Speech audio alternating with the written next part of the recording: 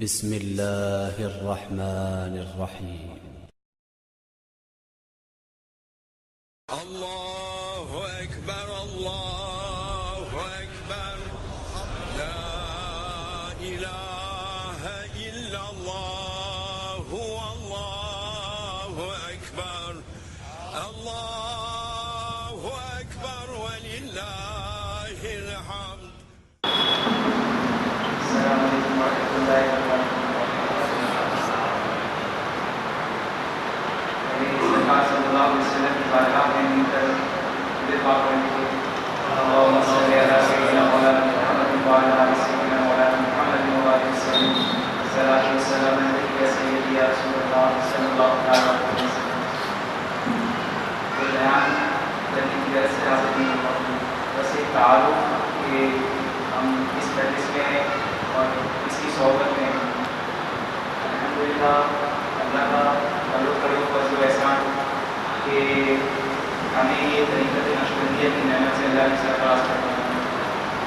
ان کی صحبت میں ہم اس وقت بیٹھے ہیں حضرت شیخ اشرف علی النقشبندی الگیلانی حضور غوث اعظم رضی اللہ عنہ صلی اللہ علیہ العزیز کی اولاد حضرت شیخ شرف الدین گیلانی کی اولاد سے آپ تعلق رکھتے ہیں اور بچپن سے ہی آپ کا ذوق صوفیہ اور علم طریقت اور ان کی تعلیم پر اور ان سے محبت میں غرق رہے. اور ایک زندگی کا وقت ایسا آیا کہ اللہ کی بارگاہ میں دعا کرے کہ اللہ ایک ایسا ولی کامل عطا کر جو مجھے تیرے اور قریب اور قریب اور قریب کر. اور اللہ کا ایسا فضل و کرم ہوا حضرت شیخ اشرف علی پر کہ سرکار مدینہ صلی اللہ علیہ وسلم کی بات پہ زیارت کی اور سرکار صلی اللہ علیہ وسلم نے بے حد فضل و کرم فرمایا. اور اس کے بعد باپ نے ایک بزرگ کو دیکھا اور اس بزرگ کو دیکھتے ہیں کہ اپنی طرف بلاتے ہیں شیخ اشرف علی کو اپنی طرف بلاتے ہیں کہ آؤ میرے کو اور آپ سے بیدار ہوئے تو بڑی تلاش کی مستقل رہی کہ یہ بزرگ کون ہے. اس وقت میڈیا نیٹ وغیرہ اتنا نہیں تھا کہ کچھ وقت بہت پہلے کی بات ہے جب اتنا نیٹ وغیرہ میڈیا وغیرہ کا فون نہیں تھا. دوسرے ممالک میں کون ہے کیا ہو رہا ہے ہمیں اتنی خبر نہیں ہوتی. تو اس وقت ان کو تلاش شروع ہوئی کہ بزرگ میرے خواب میں جو اکثر آتے ہیں کون ہے. پھر ڈھونڈتے ڈھونڈتے ڈھونڈتے انہیں پتہ لگا کہ شیخ ناظم الحقانی NTPC جو غوث اعظم کی اولاد سے تعلق رکھنے والے ایک بزرگ ہیں جو کیویز کے ایک آئلینڈ پر جزیرے پر ان کا مقیم ہے لیفٹے میں رہتے ہیں اور ولی کامل ہے اور سلسلہ نقشبندیہ کے عظیم بزرگوں میں سے. تو ان کی محبت مستقل میں انہوں نے سفر اختیار کیا اور جب ملاقات ہوتی ہے مولانا شیخ ناظم سے تو جس طرح باپ میں دیکھتے ہیں اس کو اس طرح دیکھتے ہیں کہ مولانا شیخ ناظم سامنے بیٹھے ہیں اور جب قریب جاتے ہیں اور مسافہ کرتے ہیں آپ سنتے ہیں سلام عرض کرتے ہیں تو مولانا شیخ ناظم الحقانی ایک آپ کرتے ہوئے کہتے ہیں آپ تم آ گئے تم کم پہنچ گئے خوشی کا اظہار کرتے ہیں. اور اس کے بعد مولانا شیخ ناظم نے انہیں اپنی عنایتوں سے نوازا اور اپنی ذات عطا فرمائی. اور اس کے بعد الحمدللہ رب العالمین باہر کی سرزمین پر دبئی کی سرزمین پر انہوں نے طریقت نقشبندیہ کا ایک عظیم خدمت کی اور کئی لوگوں کو روحانی اور طریقت کے فیض سے الحمدللہ فیضیاب فرمایا. دبئی ہے، ابو دھابی ہے، قطر ہے، فلپینز ہے، ان ممالک میں سفر اختیار کیا اور الحمدللہ رب العالمین وہاں پر کئی لوگ آج بھی حضرت شیخ اشرف علی کے ذریعے طریقہ نقشبندیہ عالیہ میں الحمدللہ وابستہ ہیں اور طریقت کے فیض سے الحمدللہ فیضیاب ہو رہے ہیں. اور الحمدللہ 4-5 سال پہلے ہندوستان میں ان کا آنا ہوا ممبئی کے شہر میں اور الحمدللہ رب العالمین ان میں کام شروع ہوا ممبئی کی زمین پر. اور الحمدللہ رب العالمین 5 نقشبندی ذکر سینٹرز زاویہ خانقاہ قائم فرمائی جہاں ذکر ہوتے ہیں اور کئی لوگ شامل ہو کے روحانی فیض پاتے ہیں. اور ان کے ذریعے الحمدللہ رب العالمین نے بہت بڑی خدمت مولا تعالیٰ طریقے تعلق سے روحانی فیض تعلق سے لے رہا ہے. اس طریقے آنے کے پہلے الحمدللہ رب العالمین ان کے پاس ذاتی سلسلہ چشتیہ چشتیہ صابیہ اور سلسلہ چشتیہ نظامیہ، ان کے اندر ایک پیاس تھی کہ میرے مولا تمہیں مجھے نعمت عطا فرمائی، تیرا بڑو بڑو احسان بس تو شکر ہے، پر مجھے کچھ پیاس ہے جو مجھے بجھتی نہیں، کوئی طلب ہے جس کی میں تسکین چاہتا ہوں، اور الحمدللہ رب العالمین کے لیے مولانا کی زیارت میں اور اس طرح یہ نقشبندی سلسلے کے طریق میں آئے اور الحمدللہ خدمت انجام دے رہے ہیں، اور سلسلہ نقشبندیہ کے شروع میں سے آج الحمدللہ ایک کامل شروع ہے۔ الحمدللہ یہ ہماری خوش قسمتی ہے کہ الحمدللہ ہم یہاں موجود ہیں، بھلے ہم کچھ لوگ ہیں الحمدللہ چونکہ بلائے گئے ہیں۔ آپ محسوس کریں گے کہ جب حضرت کہتے ہیں تو آپ کے دل کا اثر انداز ہوتا ہے، یہ کمال حضرت کہتے ہیں میرا نہیں ہے، میرے دین کا ہے اور سلسلے کی برکت ہے۔ الحمدللہ نقشبندیہ عالیہ کی بنیاد شاہ نقشبند کہتے ہیں طریقت الصحبہ مختلف الجمیع، ہمارا طریقت صحبہ کا ہے، بیان کا ہے، نصیحت کا ہے، ساتھ میں بیٹھنے کا ہے، اور جب ایسا ہوتا ہے تو دل سے دل دیتے ہیں اور اللہ رسول کے قریب ہو جاتے ہیں، ان کے دلوں سے ہمارے دل جڑ جاتے ہیں، اور ایک روحانی فیض سب کے دلوں میں پہنچتا ہے اور ایک روحانی احساس ملتا ہے۔ آپ محسوس کریں گے کہ جب حضرت اشرف علی کہتے ہیں، آپ اگر اپنی گہرائی سے اپنے سنیں خلوص کے ساتھ، تو آپ کو محسوس ہوگا کہ وہ واحد آپ سے کلام کر رہے ہیں۔ آپ کی جو سوالات ہیں، آپ کے دل میں چاہتے ہیں، جو آرزو لے کر آپ آئے ہیں، جو باتیں آپ چاہتے ہیں، جن کے جواب مل رہے ہیں، آپ محسوس کریں گے کہ آپ کو ان کے جوابات مل رہے ہیں۔ الحمدللہ یہ برکتیں ہیں۔ انشاءاللہ میں زیادہ ہائی نہیں ہوں گا، میں چاہتا ہوں کہ انشاءاللہ مائک کے حوالے کر دیا جائے انشاءاللہ تعالیٰ، تاکہ آپ سب اور ہم انشاءاللہ اپنی برکتوں سے فیضیاب ہوں انشاءاللہ تعالیٰ۔ نعرہ تکبیر، نعرہ رسالت، نعرہ تکبیر، نعرہ تکبیر، نعرہ رسالت، نعرہ رسالت، علماء اہل سنت۔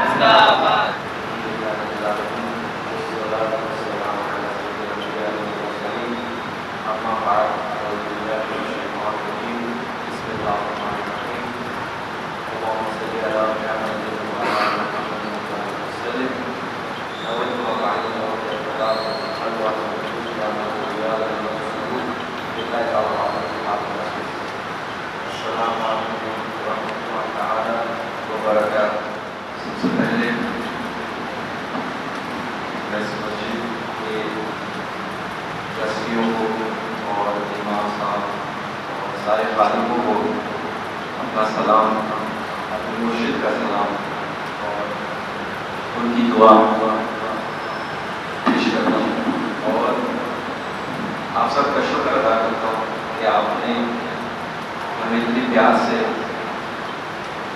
اوپر بٹھایا، جبکہ ہم کچھ بھی نہیں۔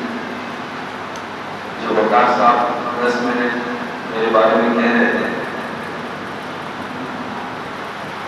جو کچھ ہے ہمارے مرشد ہیں، ہمارے علماء اکرام ہیں، رسول اللہ صلی اللہ علیہ وسلم ہے، اور اللہ سبحانہ و تعالیٰ کی ذات، اس کا فضل ہے، اس کی رحمت ہے۔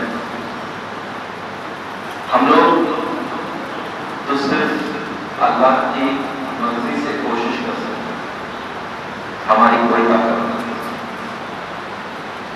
اس کی مرضی ہے جو اس کی قدر بنا کر رکھا ہے کہ انہیں یہاں بیٹھنا ہے، انہیں وہاں بیٹھنا ہے، انہیں یہاں بیٹھنا ہے، مجھے یہاں بیٹھنا ہے۔ یہ سب اللہ سبحانہ و تعالیٰ کی طرف سے پہلے سے مقرر کیا گیا۔ ہم اور آپ اللہ کی مرضی کے خلاف کچھ بھی نہیں کر سکتے۔ اللہ چاہے وہ ہوتا ہے، جو اللہ نہیں چاہتا تو وہ ہی نہیں سکتا۔ جو کچھ کوششیں میں کر رہا ہوں اسے میں سمجھتا ہوں جیسے چوٹی جو ہے کتنی چھوٹی ہوتی ہے، اس کی چال کتنی چھوٹی ہوتی ہے، کتنی دھیمی ہوتی ہے، اور جو دنیا ہے وہ کتنی بڑی ہے۔ تو جس طریقے سے ایک چوٹی جو ہے دنیا کے مقابلے چھوٹی ہے، ویسے دین اسلام کے مقابلے میں جو کچھ کوشش کر رہا ہوں میری کوششیں چھوٹی ہیں۔ اللہ سبحانہ و تعالیٰ قبول کرے، اور جس مقصد کے لیے ہم لوگ کام کر رہے ہیں اللہ سبحانہ وتعالیٰ اسے قبول کرے. رسول صلی اللہ علیہ وسلم کی محبت ہم سب کے دلوں میں، اولیاء اللہ کی محبت ہم سب کے دلوں میں ڈال دیں. ہم سب کے دلوں کو جاری کرائیں اللہ کے ذکر سے، اس کی محبت سے، رسول صلی اللہ علیہ وسلم کی محبت سے اور اولیاء کرام کی محبت سے ہمارے قلبوں کو جاری کرائیں. مولانا شیخ ناظم عادل الحقانی جو مرشد ہیں، وہ فرماتے تھے کہ میں اپنے شیخ کے سامنے اور میں اپنے شیخ کے سامنے ایسا ہوں جیسے کہ ایک چوٹی ٹوٹے ہوئے پیروں سے دمشق سے مدینے جائے. اس کی کیا چال ہوگی، اس کی کیا رفتار ہوگی، اس کی کیا طاقت ہوگی، اس کا اندازہ ہوتا ہے. میں اپنے شیخ کے سامنے ایسا ہوں. جب میرے مرشد ایسا کہتے ہیں تو پھر ہم کیا ہیں؟ کچھ بھی نہیں. طریقت ایک ڈسپلن دیتا ہے، اسلام ڈسپلن لاتا ہے، ادب لاتا ہے. جو اس پہ عمل کرتا ہے وہ ادب والا بنتا ہے. جس کو زیادہ ادب کی طلب ہوتی ہے وہ اور ڈھونڈتا ہے. اور طریقت کے اندر جب آتا ہے تو اس کو اور زیادہ ادب ملتا ہے، اور زیادہ ادب والا بنتا ہے، اور زیادہ ادب سیکھتا ہے. اور اپنی انا کو اسے چھوڑنا پڑتا ہے. اپنی انا کو لے کر وہ آگے نہیں بڑھ سکتا. جسے طلب ہے اللہ سبحانہ وتعالیٰ کے قریب ہونے کی، جو طریقت کا مقصد ہے کہ اللہ سبحانہ وتعالیٰ کو راضی کیا جائے اور اس کے قریب ہوا وہ الہی انت مقصودی ورضا مطلوب. الہی انت مقصودی ورضا مطلوب، تیری رضا ہم پانا چاہتے ہیں. تو جو بندہ مومن مسلم اس پر عمل کرتا ہے اور اس کو اپنا مشن، اپنا موٹو بنا لیتا ہے کہ الہی انت مقصودی اور رضا مطلوبی، اور وہ اپنے ہر عمل کو تولنے شروع کر دیتا ہے، اپنے ہر الفاظ کو تولنے شروع کر دیتا ہے کہ کیا اس عمل سے اللہ راضی ہوگا یا شیطان. دونوں میں سے ایک راضی ہو سکتا ہے، دونوں راضی نہیں ہوتے. ہمیں کسے راضی کرنا ہے، کس کو خوش کرنا ہے. تو ہمیں ہمارے ہر عمل کو، ہر الفاظ کو، ہر فعل کو تولنا ہے. میں چھوٹی سی بات آپ کے سامنے پیش کروں گا، چھوٹا سا بیان کروں گا. ایک سوچ، ایک سمجھ آپ کے ساتھ میں بانٹنا چاہتا ہوں جو ہمارے مرشد کی سکھائی ہوئی ہے کہ اللہ سبحانہ وتعالیٰ نے جو ہمیں دیا ہے اس میں ہم خوش ہیں. اللہ سبحانہ وتعالیٰ نے جو ہمیں نہیں دیا ہے وہ بہتر ہے. کیوں نہیں دیا؟ ہمارے پاس جو چیز ہے اللہ کی مرضی سے ہے. اگر کوئی چاہے کہ یہ چیز ہمارے پاس نہ ہو لیکن اللہ کی مرضی ہے کہ وہ چیز ہمارے پاس رہے، تو کسی کی مجال و طاقت نہیں کہ وہ ہم سے چھین لے. اللہ کی مرضی کے بغیر کوئی جادوگر ہو، کوئی کچھ ہو، کوئی کچھ ہو، کچھ بھی ہو، اللہ کی مرضی جب تک نہیں ہے وہ ہم سے نہیں چھین سکتے. اور جو چیز ہمارے پاس نہیں ہے ہم چاہتے ہیں کہ ہم اسے پائیں، ہماری چاہت ہے، لیکن اللہ نہیں چاہتا. کیوں؟ کیونکہ اللہ ہمارے لیے بہتر چاہتا ہے. یہ ایک سمجھ جو ہمیں اپنے ذہن میں بٹھانی ہے کہ اللہ ہمارے لیے بہتر چاہتا ہے. اللہ کس سے راضی ہے؟ یہ سوال میں آپ سے اللہ سبحانہ وتعالیٰ کس سے راضی ہے؟ ہمارے شیخ فرماتے ہیں اللہ سبحانہ وتعالیٰ اس سے راضی ہے جو اللہ سے راضی ہے. اللہ سبحانہ وتعالیٰ اس سے راضی ہے جو اللہ سے راضی ہے. تو اللہ جو ہمیں دے رہا ہے اسے ہمیں خوشی سے اپنانا چاہیے. صحابہ کرام پر جب تکلیفیں مشکلیں نہیں آتی تھی تو وہ پریشان ہو جاتے تھے کہ کہیں اللہ ہم سے ناراض تو نہیں ہوتا, کہیں اللہ ہم سے ناراض تو نہیں ہوتا. ایک حدیث ابھی آپ کے ساتھ میں بات کرنا چاہوں گا, آپ کو بتانا چاہوں گا, پھر آگے پڑھتے ہیں اور مختصر سا بیان کرتے ہیں, پھر عشاء پڑھیں گے انشاءاللہ سے کرتے ہیں. کہ ایک صحابیہ اپنے شوہر صحابی سے کہتے ہیں کہ آپ مجھے طلاق دیں. وہ کہتے ہیں کیا ہو گیا؟ کہتے ہیں نہیں بس آپ مجھے طلاق دے دیں. وہ کہتے ہیں کہ معاشرہ کیا ہے؟ تو کہتے ہیں کہ آپ چلے رسول اللہ صلی اللہ علیہ وسلم کے پاس, وہ فیصلہ کریں گے, آپ مجھے بس طلاق دیں. تو جب دونوں جانے لگتے ہیں تو اس صحابی کو ٹھوکر لگتی ہے. جب ان کو ٹھوکر لگتی ہے وہ زخمی ہو جاتے ہیں تو وہ صحابیہ کہتی ہیں چلے اب گھر چلتے ہیں. صحابی کہتے ہیں کہ اب کیا ہو گیا؟ تو آپ رسول اللہ صلی اللہ علیہ وسلم کے پاس لے جا رہی کہ مجھے طلاق کرانے کے لیے بچانا کا کہتے ہیں کہ گھر چلیں. کہتے ہیں نہیں, آپ کے اوپر بہت دنوں سے کوئی پریشانی مصیبت نہیں آئی تھی جس کی وجہ سے مجھے لگ رہا تھا کہ شاید آپ صحیح راستے پر نہیں ہیں. اب آپ کے اوپر میں نے دیکھا کہ فوراً کوئی مصیبت آ گئی ہے, کوئی آزمائش آ گئی ہے, تو میرا دل مطمئن ہو گیا. یہ تھا صحابہ کرام کا عقیدہ. اور اللہ سبحانہ وتعالیٰ کے ہم قریب ہونے کی ہمیں کوشش کرنی چاہیے. میں صرف یہ نہیں کہوں گا کہ ہمیں اللہ سبحانہ وتعالیٰ کے قریب ہونے کی کوشش کرنی چاہیے. میں تھوڑے سے نسخے بھی آپ کو بتاؤں گا, زیادہ لمبا بیان کر کے کوئی مقصد نہیں, کوئی چیز حاصل نہیں, چھوٹا بیان, 4 باتیں بتائی جائیں جس پر عمل کر سکیں میں. اور مشہوری سلسلے کے مشائخوں میں سے حضرت فائز بستامی رحمۃ اللہ علیہ, انہوں نے جب اپنی تلاش شروع کی, اللہ سبحانہ وتعالیٰ کے قریب ہونے کی کوشش کی, تو کرتے مانگتے رہے اللہ سے کہ مجھے قریب کر دیں, مجھے قریب کر دیں. اللہ سبحانہ وتعالیٰ ہمارے قریب ہے, لیکن کیا ہم اللہ کے قریب ہیں؟ یہ سوال ضروری ہے. اللہ سب کے قریب, شہر سے زیادہ قریب, لیکن کیا ہم اللہ کے قریب ہیں؟ ہمارے مثال رہنے والے مانگتے رہیے اللہ سبحانہ وتعالیٰ مجھے اپنے قریب کر دیں, مجھے اپنا خاص کر دیں, مجھے اپنے پاس کر دیں.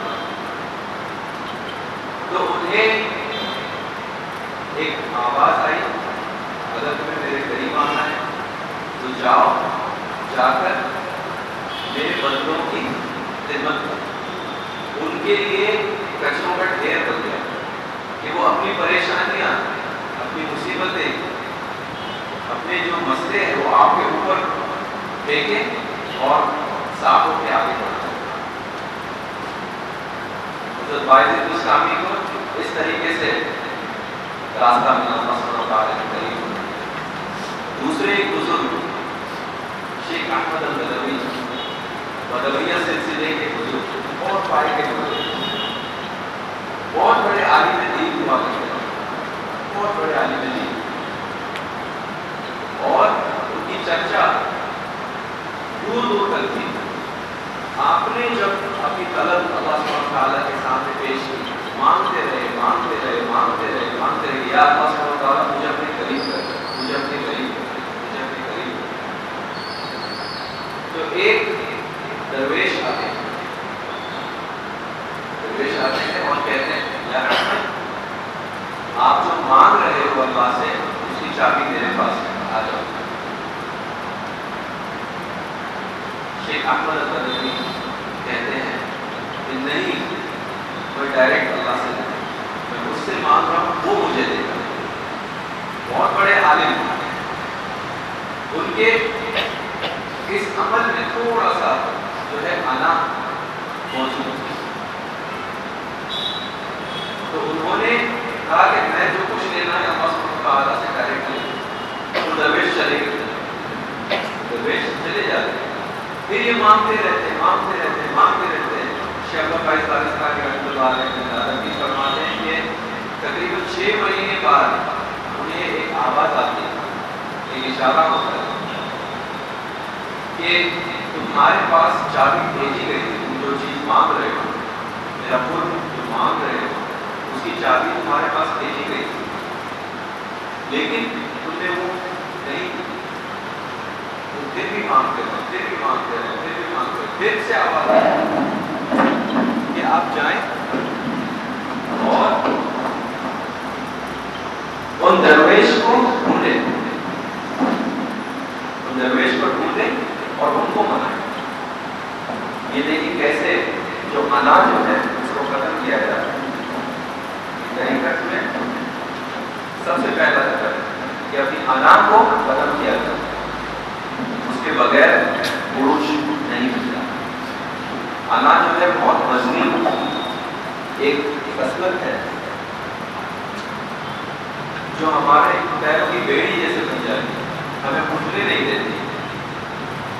تو ان سے کہا گیا کہ تم درویش کو پھر سے ڈھونڈ لے آؤ اور انہیں منائیں اور ان سے آپ کا جو حصہ ہے ان کے پاس میں ان سے لے۔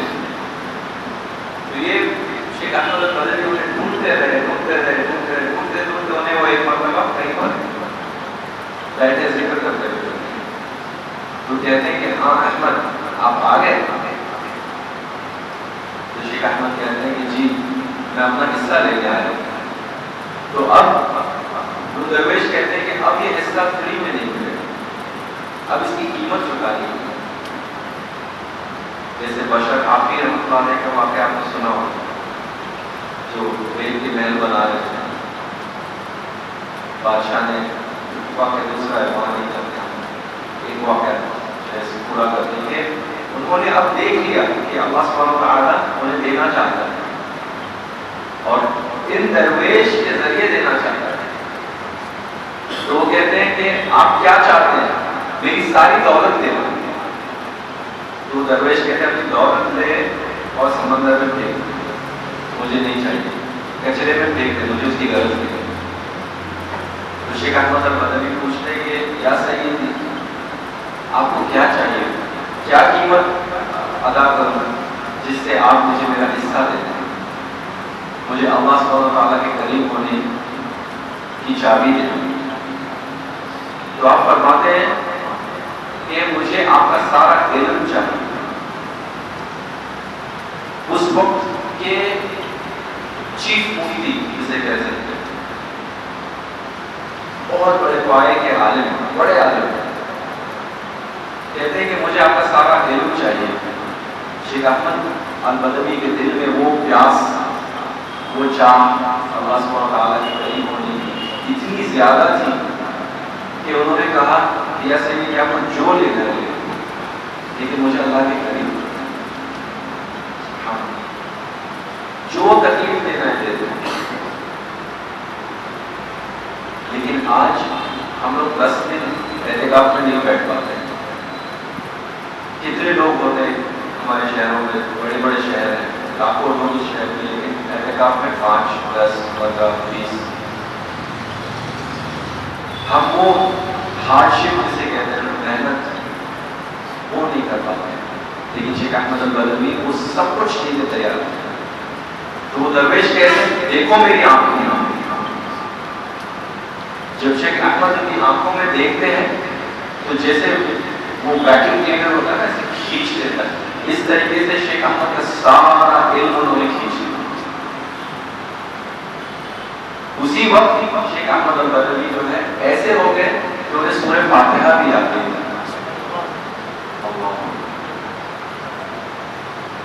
بازاروں میں گھومنے لگے، بچے انہیں پتھر مارنے لگے کہ احمد پاگل ہو گئے، احمد مشہور ہو گئے۔ لیکن وہ اپنے دل میں مانگتے رہے یا اللہ الہی انت مقصودی ورضا مقصودی، الہی انت مقصودی ورضا مقصودی، الہی انت مقصودی ورضا مقصودی۔ کرتے کرتے کرتے انہوں نے اللہ سبحانہ تعالیٰ سے مانگنا نہیں چھوڑا۔ ہر دعا مانگتے 1 بار 2 بار 3 بار مایوس ہو جاتے۔ ان کے ساتھ دیکھیں کیا ہو گیا، اتنے بڑے عالم انہیں راستے پر بچے پتھر مارنا ہے، لیکن وہ کہہ رہے نہیں الہی انت مقصودی ورضا مقصودی۔ پھر سے وہ درویش کو نہیں ملتے ہیں، پھر کہتے ہیں احمد آؤ۔ پھر جب شیخ احمد البدوی ان کے پاس آتے ہیں تو وہ درویش شیخ احمد البدوی کی آنکھوں میں دیکھتے ہیں، انہیں علم بھی عطا کرتے ہیں اور ولایت بھی، اور ان کی آنکھوں میں ایسی تجلی آ جاتی ہے کہ کوئی اگر ان کی آنکھوں میں آنکھ ڈال کر دیکھے تو بے ہوش ہوتے ہیں، وہ اپنا چہرہ مبارک میں ڈھانپ کر رکھا کرنے لگے۔ آج بھی ان کے مرید جو ہے وہ پورا چہرہ تو نہیں ڈھانپتے، لیکن ان کی سنت ادا کرنے کے لیے تھوڑا سا چہرہ ڈھانپ دیا، صرف اپنا جو ہے گلا کم از کم ڈھانپ لیتے اپنے امامے کے کپڑے سے، تو انہیں ان کی آنکھوں میں جو دیکھ لے کر وہ بے ہوش ہو جائے، ایسی تجلی۔ تو ان اولیاء اللہ کی زندگی کے جو واقعے ہیں ان سے ہمیں بہت کچھ سیکھنے ملتا ہے کہ اللہ سبحانہ و تعالیٰ کے قریب ہمیں ہونا ہے۔ کن مع اللہ، بی ود اللہ، اللہ کے ساتھ رہو، اللہ کے قریب رہو۔ اللہ ہمارے قریب ہے لیکن ہمیں اللہ کے قریب جانا ہے، اسی لیے وہ کہتا ہے کہ آپ ایک قدم بڑھاؤ میری رحمت 10 قدم آپ کے پاس آئے گا، آپ ایک ہاتھ آگے بڑھو میری رحمت جو ہے، بل ہم تھوڑا کوشش کریں اللہ سبحانہ و تعالیٰ کی رحمت کے دروازے کھولیں، وہ ہماری طرف رحمتیں ہی رحمتیں بس آنے شروع ہو جائیں۔ اور مانگنا اس جگہ سے مانگنا جہاں سے ملتا ہے، نہ کہ اس جگہ سے مانگنا جو جائز نہیں۔ لوگ آج شکایت کرتے ہیں کہ سکون نہیں، سکون نہیں، سکون نہیں ہے۔ سکون کیوں نہیں ہے؟ سکون کہاں ڈھونڈ رہے ہو؟ قرآن کیا کہتا ہے؟ عوام ذکر اللہ یطمئن القلوب، لیکن سکون قرآن کہتا ہے ذکر میں، ذکر اللہ میں، لیکن ہم کہاں ڈھونڈتے ہیں؟ گانوں میں، سگریٹ میں، پتہ نہیں کہاں کہاں سکون ڈھونڈتے۔ ٹینشن بہت ہے سگریٹ اور شیطان کو خوش کرتے، ٹینشن بہت ہے گانے سنتے، لیکن قرآن کیا کہتا ہے؟ اللہ ذکر کا ایک حدیث قدسی ہے جس کے اندر رسول اللہ صلی اللہ علیہ وسلم فرماتے ہیں کہ اللہ سبحانہ و تعالیٰ کہتا ہے کہ انا جلیس من ذکر، میں ان کے ساتھ بیٹھا ہوں، ان کے ساتھ موجود ہوں جو ذکر کرتے ہیں۔ تو آئے ذکر کی محفل میں آئے، سکون بھی ملے گا، مسئلے بھی حل ہوں گے۔ مسئلے ہو جاتے ہیں، پریشانیاں ہو جاتی ہیں، پھر لوگ کہاں جاتے ہیں؟ بے عمل لوگوں کے پاس جاتے ہیں، شریعت والوں کے پاس آئے۔ العلماء ورثۃ الانبیاء، علماء اکرام جو ہیں انہیں ماننا، ان کی اطاعت کرنا، یہ ہمارے لیے ضروری ہے۔ قرآن میں اللہ سبحانہ وتعالیٰ فرماتا ہے اطیعوا اللہ ورسولہ ولی امر منکم، اللہ کی اطاعت کریں، رسول صلی اللہ علیہ وسلم کی اطاعت کریں، اور ان کی اطاعت کریں جو ہمارے اوپر مقرر ہے۔ لیکن ہم ان کی اطاعت نہیں کرتے، پھر ہم پریشان ہوتے ہیں، ہم اللہ سبحانہ وتعالیٰ سے دور جاتے ہیں، اور پھر ہم سوچتے ہیں کہ ہم پریشان کیوں ہیں؟ اللہ کے قریب تو آئیں، اللہ سے مانگے تو صحیح۔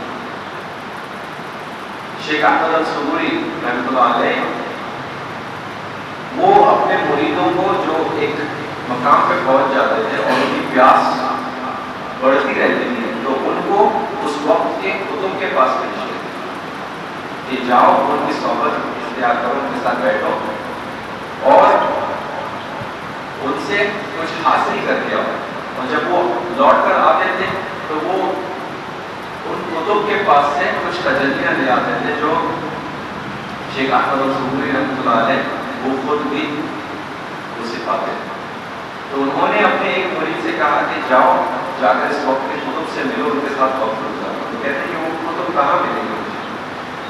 تو یہ داغستان کا واقعہ ہے۔ وہ کہتے ہیں کہ آپ جہاں پر آرمی کا کیمپ ہے، فوجیوں کا کیمپ ہے، وہاں جائیں اور وہاں پر جو صبح فجر میں جو بیوگل بجا کر لوگوں کو جگاتا ہے وہ اس وقت کے کتب ہیں، ان کے پاس جائیں، ان کی صحبت اختیار کریں۔ تو یہ ڈھونڈتے ہوئے جاتے ہیں، بالکل اسی طریقے سے ایک شخص وہاں پر ملتے ہیں تو لوگوں کو فجر کے لیے فجر سے پہلے جو ہے بیدار کرتے ہیں، ان کے ساتھ بیٹھتے ہیں، لیکن وہ فوجی ہوتے ہیں۔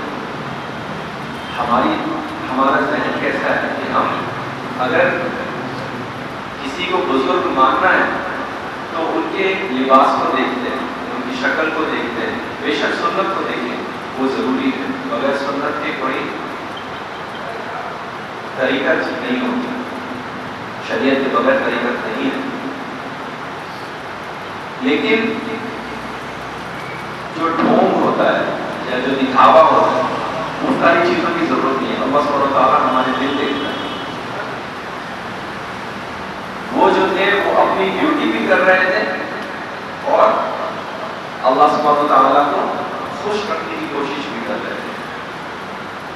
تو ان چھوٹی چھوٹی جو واقعے ہیں ان کے بہت بڑی بڑی باتیں ہمیں سیکھنے کی ملتی ہیں ان واقعوں سے۔ ایک مرتبہ رسول اللہ صلی اللہ علیہ وسلم کی محفل جمی ہوئی تھی اور ایک صحابی اندر آتے ہیں مسجد نبوی شریف میں اور آ کر بیٹھ جاتے ہیں پیچھے خاموشی سے۔ رسول اللہ صلی اللہ علیہ وسلم فرماتے ہیں کہ جسے جنت ہی دیکھنا ہے انہیں دیکھیں۔ پھر دوسرے روز پھر وہ صحابی آتے ہیں، پھر رسول اللہ صلی اللہ علیہ وسلم اسی طریقے سے فرماتے ہیں کہ جسے جنت ہی دیکھنا ہے انہیں دیکھیں۔ پھر تیسرے روز پھر وہی ہوتا ہے۔ سیدنا عمر رضی اللہ تعالیٰ عنہ وہاں تشریف فرما ہوتے ہیں۔ جب وہ محفل ختم ہوتی ہے تو وہ ان صحابی کے پیچھے جاتے ہیں، کیونکہ یہ صحابی جو تھے سیدنا عمر کے پڑوسی تھے، تو ان کے پیچھے جاتے ہیں اور ان کے ساتھ ساتھ جا کر ان کے گھر میں داخل ہوتے ہیں۔ اور عربوں کا رواج تھا اس وقت کہ مہمان جب گھر آئے تو اس سے پوچھتے نہیں کہ کیسے آنا ہوا، کیا چاہیے، ان کے خاطر کرتے تھے۔ تو یہ بیٹھتے ہیں، سیدنا عمر بیٹھ جاتے ہیں ان کے ساتھ، چائے وغیرہ جو بھی ہونا ہے، کھانے کا وقت ہوتا ہے تو کھانا کھا لیتے ہیں، پھر نماز کا وقت ہوتا ہے جا کے نماز پڑھ کے آتے ہیں، پھر آتے ہیں گھر پر، رات ہو جاتی ہے۔ تو یہ جو صحابی ہیں وہ سیدنا عمر کو بستر دے دیتے کہ لیجیے آپ سو جائیں، پوچھتے نہیں ہیں۔ لیکن یہ حیران ہے کہ میرے پڑوسی اچانک میرے گھر میں آ رہے، یہیں کھا رہے، یہیں پی رہے، یہیں بیٹھ رہے، یہیں سے نماز کے لیے جا رہے، پھر لوٹ آ رہے ہیں، یہیں سو رہے ہیں۔ وہ حیران ہے، لیکن 3 دن تک وہ پوچھتے نہیں۔ جب 20واں دن پورا ہو جاتا ہے تو وہ کہتے ہیں یا حضرت عمر مجھے شرم آتی ہے پوچھنے، لیکن میں آپ کے لیے کیا کر سکتا ہوں؟ آپ میرے پڑوسی ہیں، ہماری زندگی میں کبھی ایسا نہیں ہوا کہ آپ آ کر اتنا وقت ہمارے ساتھ گزار رہے ہیں، بڑا عجیب سا لگ رہا ہے، میں کیا کر سکتا ہوں؟ فرماتے ہیں کہ رسول اللہ صلی اللہ علیہ وسلم نے کہا کہ آپ جنتی ہیں، تو میں دیکھنا چاہتا تھا کہ آپ کے اندر ایسے کون سے عمل ہیں جس کی وجہ سے آپ کو رسول اللہ صلی اللہ علیہ وسلم نے جنتی فرمایا ہے۔ لیکن میں نے ایسا کوئی خاص عمل نہیں دیکھا کہ آپ رات رات بھر جا کر عبادت کر رہے ہو یا آپ کوئی خاص وظیفہ کر رہے ہو۔ میں نے دیکھا کہ جب ہم نماز کو جاتے ہیں آپ نماز کو جاتے ہیں، ہم لوٹ آتے ہیں تو آپ بھی لوٹ آتے ہیں، ہم سے بھی کم عبادت آپ کو کرتے ہوئے دیکھا ہے۔ لیکن خصوصاً صحابہ کرام کی مجلس میں آپ کی طرف اشارہ کر کے رسول اللہ صلی اللہ علیہ وسلم نے فرمایا کہ یہ جنتی ہے۔ تو ایسی کون سی بات ہے، ایسی کون سی خاصیت ہے آپ کے اندر جس کی وجہ سے رسول اللہ صلی اللہ علیہ وسلم یہ فرماتے ہیں؟ تو انہوں نے فرمایا کہ میں ایسی کوئی خاص چیز تو کرتا نہیں، کوئی ایسی بڑی بات مجھ میں ہے نہیں، لیکن ہاں 3 خاصیتیں میں نے اپنے آپ پر لازم کر دی۔ 3 باتیں۔ پہلی بات یہ کہ میں سونے سے پہلے سب کو معاف کر دوں، سونے سے پہلے سب کو معاف کر دوں۔ اب ہم اپنے اندر جھانکیں کہ کتنے برسوں کی دشمنیاں ہم نے ڈال دیا، چھوٹتی ہی نہیں، اس نے مجھے آنکھوں میں ڈول دیا، خلاص وہ ذہن سے جاتا ہی نہیں۔ ہم گاڑی چلا رہے ہیں، کوئی کٹ مار کے چلا جائے تو جب تک ہم اسے کٹ مار کے نہیں جائیں ہمیں سکون نہیں ملتا. معاف کرنے کی طاقت نہیں ہے ہمارے اندر، لیکن ہم چاہتے ہیں کہ اللہ ہمیں معاف کرے. لیکن ان صحابی کی معافی جو تھی وہ جیسے معاف کرتا وہ دل سے معاف کرتا، دل سے یقین سے معاف کرتا. تو پہلا عمل یہ تھا کہ سونے سے پہلے وہ سب کو معاف کرتے پھر خود توبہ کرنے سو جاتے. یہ پہلا عمل. دوسرا عمل یہ کہ وہ کہتے ہیں کہ میں نے اپنے آپ کو ایسا بنا لیا ہے رسول اللہ صلی اللہ علیہ وسلم کی صحبت میں رہ کر کہ مجھے اگلے پل اگر دنیا کی ساری دولت مل جائے، ساری دولت حاصل ہو جائے تو مجھے کوئی فرق نہیں. اور یقیناً یقین کے ساتھ وہ اس چیز کو مانتے تھے. اسی لیے رسول اللہ صلی اللہ علیہ وسلم نے اشارہ کر کے کہا کہ ساری دنیا کی دولت مجھے مل جائے اگلے پل میں مجھ میں کوئی فرق نہیں آئے. تیسرا عمل کہ اس کے اگلے پل وہ ساری دولت مجھ سے چھین جائے تو مجھے کوئی فرق نہیں. کس کی ہے وہ چیز؟ دولت کس کی ہے؟ اللہ کی. پراپرٹی کس کی ہوتی ہے؟ اللہ کی.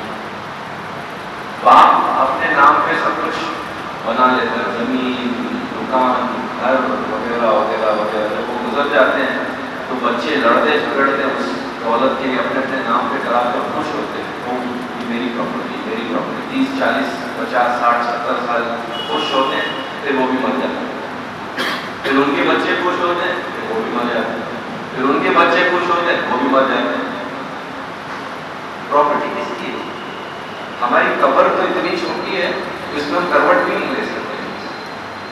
وہ ہماری پراپرٹی، وہاں پر ہمیں جانا، اس کی تیاری نہیں ہو رہی. لیکن دنیا کو پانے کے لیے پیچھے پڑے ہوئے دن اور رات دن اور رات دن اور رات نہیں دیکھ رہے، پیچھے پڑے ہوئے بس کسی طرح دنیا حاصل. ایسا کرنے سے ہم اللہ سبحانہ وتعالیٰ سے دور جائیں. حلال روزی کمائیں، حلال چیز کی طرف جائیں، اس سے نہیں روکا جائے. لیکن ضرورت اور حرص، نیڈ اینڈ گریڈ میں فرق ہے. ہماری ضرورت کیا ہے؟ ہمارے سامنے اگر ایک بڑا 6 فٹ کا ڈائمیٹر کا تھال رکھا جائے، اس میں چاول کا پہاڑ رکھا جائے، ہم کھا سکتے ہیں. ہم حرص سے لے لیں لیکن کتنا کھا سکتے ہیں؟ کتنا؟ اس کے بعد اس کھانے میں لذت نہیں رہتی. جب تک بھوک ہے اس میں لذت رہتی ہے. بھوک ختم ہونے کے بعد وہ لذت ختم ہو جاتی ہے. تو نیڈ اور گرید، ہماری ضرورت اور حرص، اس میں فرق ہے. اس چیز کو سمجھیں اور اتنا ہی کریں جتنے کی ہمیں ضرورت ہے. حلال چیزوں سے روکا نہیں جا رہا، لیکن دنیا کی طرف اتنے مشغول نہ ہو جائیں کہ بس اسی میں لگے رہیں. اور اللہ سبحانہ وتعالیٰ پہ یقین رکھیں. یقین کسے کہتے ہیں؟ یقین ماننا اور یقین سے ماننا، اس میں فرق ہے. ماننا یہ ہے کہ اللہ سبحانہ وتعالیٰ سنتا ہے، مانتے ہیں نا. ماننا یہ ہے کہ اللہ سبحانہ وتعالیٰ دیکھتا ہے. یہ ماننا ہے. ہم مانتے ہیں اس چیز کو. مسلمان الحمدللہ ہمارا ایمان اس چیز پہ کہ اللہ دیکھ رہا ہے، سن رہا ہے. لیکن ہمارا ایمان جو یقین کے مقام پہ نہیں ہے. اسی لیے ہمیں پتا ہے وہ دیکھ رہا ہے لیکن پھر بھی ہم گناہ کرتے ہیں.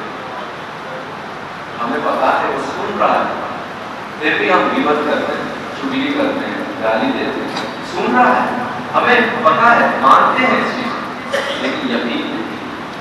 جب یقین کے مقام پہ ہم پہنچتے ہیں تب ہم اپنے آپ کو اس ترازو میں لاتے ہیں جس کے بارے میں نے شروعات میں کہا کہ ہم اپنے ہر عمل کو تولو. کیا اس سے اللہ راضی ہوگا یا شیطان؟ کون راضی ہوگا اس عمل سے، اس کہنے سے، اس دیکھنے سے؟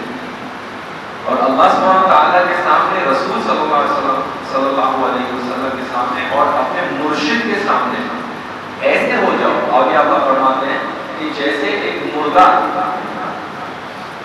غسل دینے والے کے ہاتھ میں ہوتا ہے، وہ جیسا چاہے اسے پلٹا دیتا ہے، اپنے مرشد کے ہاتھ میں ایسے ہو جاؤ. ایک کامل مرشد، باعمل، شریعت والے، ان کے ہاتھ میں ایسے ہو جاؤ جیسے ایک مردہ غسل دینے والے کے ہاتھ میں ہوگا. لیکن شیخ عبداللہ فیض پاکستانی رحمۃ اللہ علیہ فرماتے ہیں نہیں، مجھے ایسے مرید نہیں چاہیے جو ایسے ہو جائے مردے کی طرح، کیونکہ مردے میں بھی تھوڑی سی جان ہوتا ہے، ایک حصہ روح کا اس کے اندر ہو جاتا ہے، وہ حرکت نہیں کر سکتا لیکن محسوس کر پاتا ہے. جب ہم اس میں پانی ڈالتے ہیں کہتے ہیں ٹھنڈا پانی مت ڈالو، اس میں بھی احساس ہے. وہ کہتا ہے مجھے آہستہ سے پڑھتا ہوں، اس میں بھی احساس ہے. شیخ عبداللہ فیض پاکستانی رحمۃ اللہ علیہ میرے دادا جی فرماتے ہیں کہ میرے مرید ایسے ہونا چاہیے جیسے ایک سوکھا ہوا پتا ہوا کے ہاتھ میں ہوتا ہے، جہاں ہوا چاہے اسے لے جائے،